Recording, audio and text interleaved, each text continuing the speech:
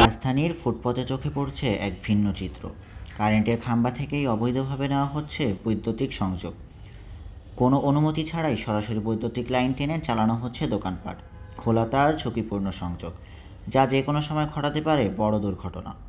শুধু এটিই নয়, এভাবে সারিবদ্ধভাবে একাধিক ভ্যান ও দোকানের সংযোগ দেওয়া হয়েছে একই লাইন, যা একদিকে যেমন অবৈধ, অন্যদিকে নিরাপত্তার জন্য মারাত্মক হুমকি।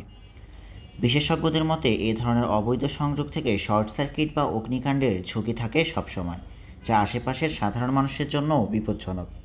এমন পরিস্থিতিতে দ্রুত পদক্ষেপ নেওয়া জরুরি বলে মনে করছেন স্থানীয়রা।